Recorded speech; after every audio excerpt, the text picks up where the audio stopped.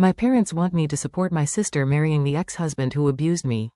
They took his side, and tell the truth exploded days before the wedding. 2 years ago, I was married to a loser named Ron.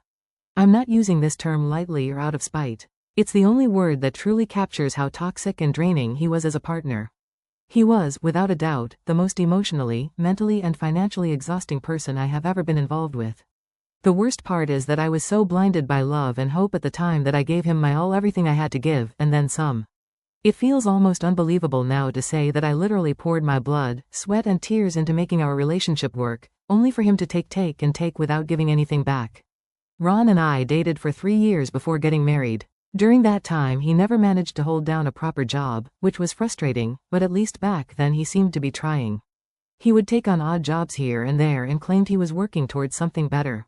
I chose to believe him because we were still young, and I thought his ambition would eventually lead somewhere. Then life threw us a curveball. I found out I was pregnant.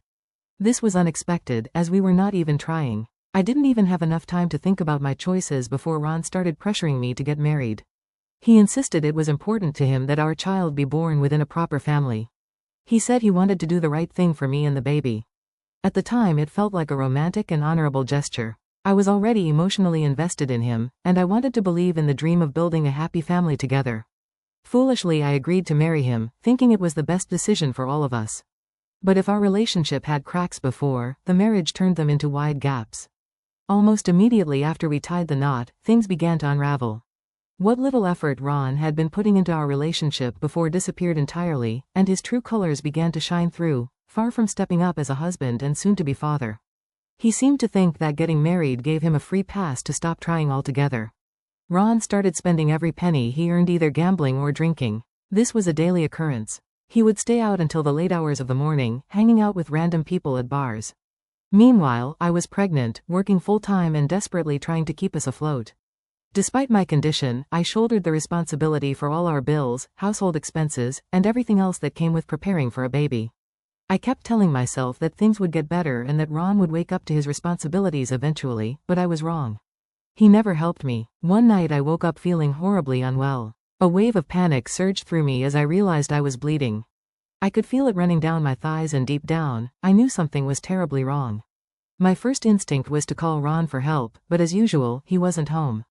I called him repeatedly, hoping that he would pick up and come for my help, but when he finally answered, he flat out refused to take me to the hospital. He told me that it was probably nothing and I should not disturb him when he was out with his friends. He scolded me for being dramatic. At that moment, I realized I couldn't rely on him, not even in a dire emergency. I had no choice but to drive myself to the hospital, trembling with fear and pain the entire way. The doctors confirmed my worst fear: I had suffered a miscarriage. My baby, the little life I had been nurturing and dreaming about, was gone. I felt like I could not breathe and didn't know what to do. And to make matters worse, when Ron found out about my miscarriage, he blamed me for the loss of our child. He had the audacity to suggest that it was somehow my fault, that my body had failed, or worse, that I had done something to cause it. His words were like knives twisting in wounds that were already unbearable. I was already drowning in guilt, questioning every move I had made during my pregnancy. And here was the man who was supposed to be my partner pouring salt on my deepest wounds. He even told me that God had taken the child away from me and given it to someone else who was more deserving. For weeks after the miscarriage, I lived in grief and shame. I would cry for hours in bed, unable to even get up and go to work. Ron didn't try to console me or help me process the loss.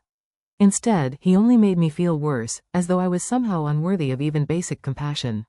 He would act disgusted whenever he saw my face. I was the one who had to finally pick myself up and try to distract myself with work. Despite what I was going through, I knew we needed the money. Then Ron lost his job due to his company's downsizing. After this, our situation worsened. Instead of using this setback as motivation to find another job or contribute to our household in any meaningful way, he just gave up. He started to spend all day, every day at home playing video games. He would leave dirty dishes, empty cans and trash everywhere, turning our home into a pigsty, and then act like it wasn't his responsibility to clean any of it. He didn't lift a finger to help around the house, not even the bare minimum. Months of living like this took a serious toll on me, both physically and emotionally. I felt trapped in a never-ending cycle of misery and despair. I became so overwhelmed by the weight of it all that I came dangerously close to ending my own life twice, but somehow through sheer willpower, I pulled myself back from the edge. Despite knowing that I was sick and utterly drained, Ron continued to expect me to cook for him, clean up after him and cater to his every whim. It didn't matter how exhausted or unwell I felt, he demanded everything from me while giving absolutely nothing in return. My pleas for help fell on deaf ears, and any attempt to talk about how his behavior was affecting me was met with dismissiveness or outright hostility. One day, I just realized that something had to change. I couldn't go on like this. I couldn't keep sacrificing myself for someone who treated me so horribly. I needed to get out of this marriage before it destroyed me completely. When I finally gathered the courage to ask Ron for a divorce, he turned violent. He beat me up very badly. As if that wasn't enough, he then took away my car keys, phone and wallet to ensure I couldn't leave our home without his permission. He threatened me, saying he would never allow me to divorce him and that I had no choice but to stay with him forever and continue to pay for everything, no matter how miserable I was. But the next day, while he was asleep, I escaped somehow and called the police from my neighbor's place. Thankfully, the police arrived and Ron was arrested. Because this was his first offense, the court ordered him to attend mandatory anger management classes, but that was it. He didn't face jail time or any significant repercussions for the way he had treated me. However, this did give me grounds to divorce him. After a lot of back and forth with him trying to stall, manipulate and make things as difficult as possible for me, I got my wish. Our divorce was finalized. I walked away without taking a single penny from him. Not because I didn't deserve compensation for all I had been through, but because I wanted nothing tying me to him. I wanted a clean break, one where I could leave the toxicity of that chapter of my life far behind. As soon as the divorce was settled, I packed up my life and moved to a different city, far, far away from him. Since that move I have completely cut off all contact with Ron. Throughout all this I only told my parents bits and pieces of what I was going through. At the time I wasn't ready to share the full extent of my pain and suffering. Maybe I was ashamed, or maybe I was trying to protect them from the truth. But only after the divorce was finalized and I had begun to heal, I felt ready to finally tell them everything. When I opened up to my family about everything that had happened with Ron, they were shocked. My parents especially were heartbroken to learn what I had endured all on my own. My younger sister Karen also seemed sympathetic. Now 2 years have passed since my divorce and my life has completely turned around. I have a much better job than I did before and I earn a solid income that allows me to live comfortably. It feels like I finally regained control of my life and my future. Since I have a comfortable lifestyle now, I have been able to send some money back home to my parents. You see, my parents have both retired, so I want them to enjoy the rest of their lives comfortably without any financial stress. My sister Karen still lives with our parents. She's a high school dropout with a history of drug use. Though she manages to get clean and stabilize her life to some extent, she still has a long way to go. She now works as a server at a local diner and lives with our parents to save on rent and other expenses. I'm well aware that the money I send home also helps her out indirectly, and I'm okay with that. At the end of the day, they're my family and I want them to be okay. This week, my parents called me with some big news. I could hear the excitement in their voices, which made me curious. They informed me that my sister Karen was getting married. I was really surprised because I had no idea she was even dating anyone, so I naturally asked who the lucky guy was. That's when my parents hesitated a bit. There was a long pause before they nervously said they needed me to promise not to overreact when they told me more about the guy. I immediately felt a sinking feeling in my stomach. What could possibly warrant such a warning? And then they told me Karen was getting married to my ex-husband Ron. I was completely stunned. For a moment I couldn't even process the words. My sister, my own sister, was planning to marry the very man who had caused me so much pain and trouble. Drama. I thought there must be some kind of mistake. I asked them if they were joking, half hoping they would laugh and admit it was all some ridiculous prank, but they weren't joking. My mom said this was true and how Karen and the family had avoided telling me sooner because they knew I'd be this upset. Apparently they wanted to soften the blow by waiting to give me this big news. She then went on to tell me how Karen and Ron had met accidentally a few months ago when Ron had come into the diner where Karen works, and what began as a casual encounter turned into a friendship, and that so-called friendship quickly blossomed into a full-blown romance between them. According to my mom, it's only been a few months, but they're already completely in love with each other. Hearing this felt like a punch to the gut. I couldn't believe what I was hearing. Karen had not only started a relationship with him, but had also decided to marry him, knowing full well he was my ex, knowing full well what he had put me through. And Ron, the man who had made my life a living hell, was now set to become my brother-in-law. What was even happening? I couldn't wrap my head around it. How could my family think this was even remotely okay? How could Karen justify being with someone who had been so cruel to her own sister, and why had no one thought it was important to tell me sooner? Their secrecy felt like a betrayal in itself, as if they had all conspired to keep me in the dark until it was too late for me to voice any concerns. I sat on the phone in stunned silence as my mom continued talking, trying to urge me to accept them. She said that Ron seemed to have changed and that Karen believed in his ability to be a better person. Mom even mentioned how happy Karen looked, and that maybe I should try to see this as a chance for a fresh start for everyone involved. But honestly, I just felt like I was going to vomit. The very thought of Karen marrying Ron made me physically ill. I tried to argue with my mom, trying to make her understand that Karen didn't know who Ron really was. She couldn't possibly know the kind of man he truly was until she would have to face the same trauma. I told her that she and Dad should have talked sense into Karen, discouraging her from pursuing a relationship with someone as toxic and violent as him. To my shock, my dad admitted that he had tried once or twice, but Karen had been adamant about her decision. Then Mom dropped another bombshell. She revealed that Ron had already met with them for dinner some time ago, and apparently during that dinner, he'd spun some ridiculous narrative about how I was actually at fault for our divorce. According to Ron, I had made his life difficult and got him arrested for no reason. My mom then went on to tell me that it was unfair of me to blame Ron entirely for the divorce. She suggested that I should take some responsibility too. I was absolutely floored. How could my own mother even entertain the idea that this was somehow my fault? That guy had literally beaten me up. How could she of all people take his word over mine after everything I had confided in her? My dad then chimed in, asking me if perhaps I hadn't moved on from Ron yet. He asked me if I was still in love with him or something, which was why I was having difficulty accepting his relationship with my sister. Of course I had moved on, but this wasn't about moving on. It was about my sister dragging that toxic man back into our lives and my parents acting like it was no big deal. When I told Dad as much, his response was infuriating. He said that if I truly had moved on, then I shouldn't have a problem accepting their relationship. He argued that Karen and Ron were adults and if they wanted to get married it was their decision and not ours. According to him, I needed to stop making this about myself. Then my mom urged me to let bygones be bygones. She said I should be happy and supportive of my sister, especially since Karen had been too scared to tell me about her relationship with Ron in the first place. But now that they were getting married, they hoped that I would accept them and join their celebration. Hearing this only fueled my anger. My sister wasn't scared because she thought I'd be unreasonable. She was clearly scared because deep down she knew this was wrong. She knew what Ron had done to me and she still chose to be with him. Now they were all trying to guilt me into being supportive. I was so furious and hurt that I couldn't take it anymore. I cut the call. Since then my phone has been blowing up with texts and calls from my parents. They've been calling me selfish for not being happy for my sister. They've accused me of holding a grudge and refusing to see how Ron has supposedly changed. Instead of standing by me, my family is pressuring me to welcome this man back into my life, ignoring everything I've been through. AITA? Thank you everyone for your kind comments. I'm glad I brought this to Reddit as I've received more support from strangers than I ever did from my own family. Let me just clarify, I'm not just appalled that Karen is planning to marry Ron. I'm utterly horrified that she's chosen to associate herself with a man like him in the first place.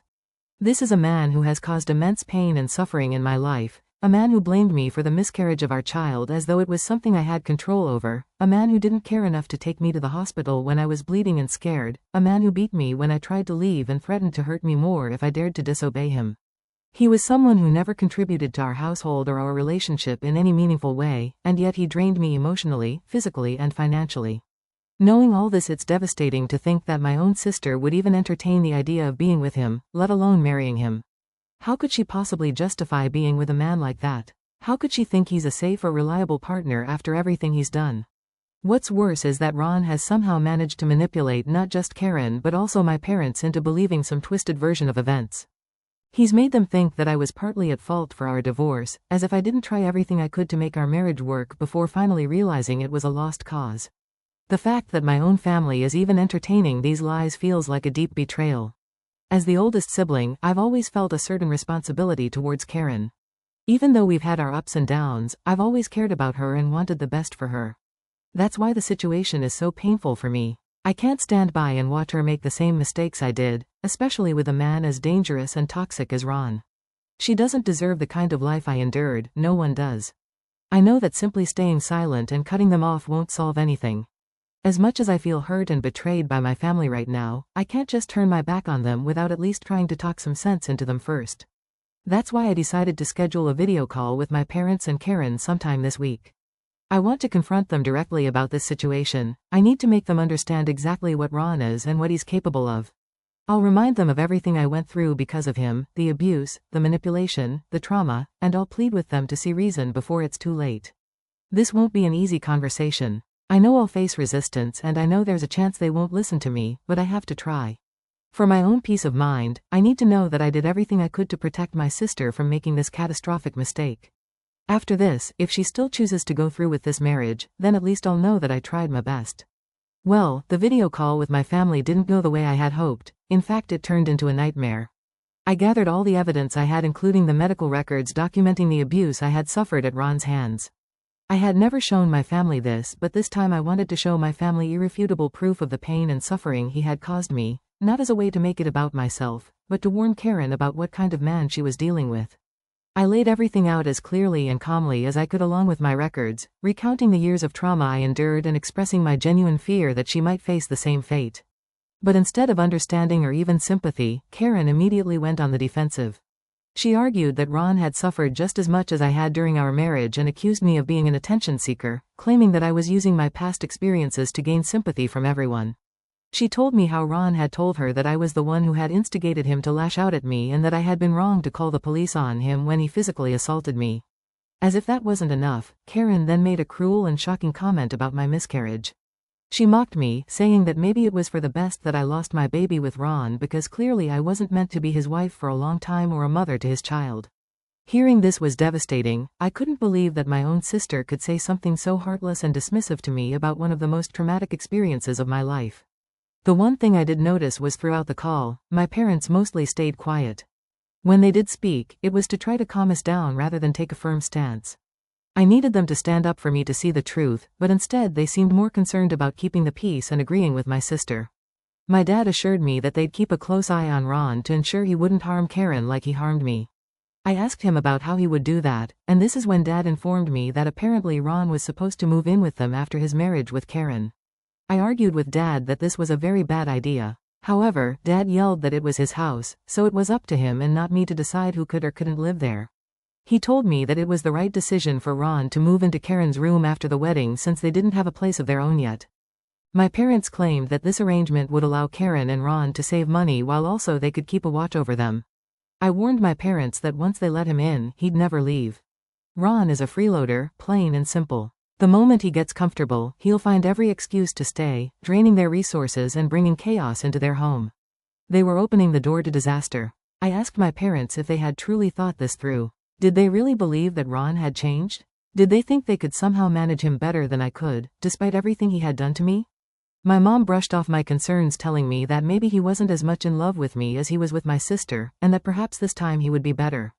I scoffed, my frustration boiling over. I told my parents in no uncertain terms that if this was how they were going to handle things, then I could not sit by and watch. I am against Ron and Karen's relationship, and I no longer wanted to have any part of it. I said that if they wanted to continue supporting Karen and Ron's twisted relationship and let him move in with them, then that was their choice. But moving forward, I would be cutting off contact with them as I didn't want to be part of a family that supported my abuser. I also informed them that I would no longer send them any money. I didn't want to support my family along with Ron anymore. When my parents heard this, they immediately started arguing with me, saying that it was unfair for me to cut them off as their child. They said I should support them no matter what. Karen also argued that even if I wanted to stop talking with them, I should at least have the decency to continue sending them money. She pointed out how she was planning to leave her job and focus on becoming a stay-at-home wife for Ron and needed my money more than ever since Ron still didn't earn well enough. The audacity of it all was staggering. I pointed out bluntly that if she wanted to live that lifestyle, then Ron should be the one to fund it, not me. It's not my responsibility to bankroll her choices, especially not after her decision to get married to him. Karen then screamed at me, accusing me of punishing them out of jealousy. She said I was cutting them off simply because she had lost Ron to me and that I was still stuck in the past. Her words felt like a slap in the face. However, I stood my ground. I was done being the one to hold everything together for them while they made disastrous decisions. I refused to let her and my parents manipulate me any further. The more they argued, the more resolute I became with my decision to cut them off. I was done, and I meant it. Since that conversation, true to my words of completely cut ties with my family, it's not a decision I've made lightly and the pain of it still lingers. But I know it was the right choice for me. What they have done to me is unforgivable. Now I need to protect my peace, my sanity, and my future. And if that means walking away from the people I love, then so be it. It's been 2 months since my last update. I would like to thank everyone for your supportive messages and comments. Okay, so I have just found out from some of my cousins that Karen and Ron have ended things. Apparently Karen caught him cheating just a week before their wedding was about to take place. And from what I've heard, she went completely ballistic on him. Given everything I know about Ron, it's no surprise really. He's obviously a liar, manipulator and a cheater, but I can't help but feel a small sense of vindication. I was right about him. He still hasn't changed. Anyway, ever since the breakup, my parents have been doing everything they can to get in touch with me. They've apparently been begging my relatives to talk to me, asking them to convince me to open up communication with them. Now that Karen and Ron are no longer getting married, they want to fix things between us, to smooth things over, and to get me back into their lives. But I'm standing firm in my decision. I'm not going to let them back in. I'm pretty sure all they want from me is my money. Their sudden change of heart has nothing to do with their concern for me. It's about their need to have me back in the fold so I can keep supporting them and my sister financially. Well, that's not going to happen. My life is going so much better now without my family. My career is thriving and I have also started dating someone new. Currently, I'm not willing to risk my peace just because my family is scrambling to fix their mistakes. They were toxic, and I've seen how quickly they turned on me to defend Ron and Karen's bad decisions. For anyone who might be concerned about my safety, please don't worry. Ron cannot show up at my place. I live in a secure apartment with cameras everywhere. If he ever does show up, believe me, I will get him arrested, and this time we'll make sure he goes to prison. It's been 6 months since my last update. I don't know if anyone's still following this story, but I just wanted to update that my parents sent me an email recently saying that my dad had been in an accident and broken his hand. They're claiming that some of the medical bills aren't fully covered by insurance, and apparently they've fallen behind on some other bills now. They want me to pay for everything. They're also whining about how Karen isn't helping them with anything, which shocker doesn't surprise me at all. What really gets me though is the sudden wave of apology they're throwing at me. Apparently they're realizing how wrong they were all those months ago and how they treated me badly for no reason. They even mentioned how they should have listened to me about Ron and how sorry they were for pushing me away. They're acting like I owe them something just because my dad got hurt. Where was their concern before when they sided with him over me? Oh, how convenient. Now that they need something, they finally acknowledge their mistakes. Too little, too late. I don't care anymore. The last thing I'm going to do is let them back into my life. This isn't about their health or their bills, it's about them trying to manipulate me into giving them money again. So even after that email, I have chosen not to respond, and I don't plan to. They can figure things out on their own.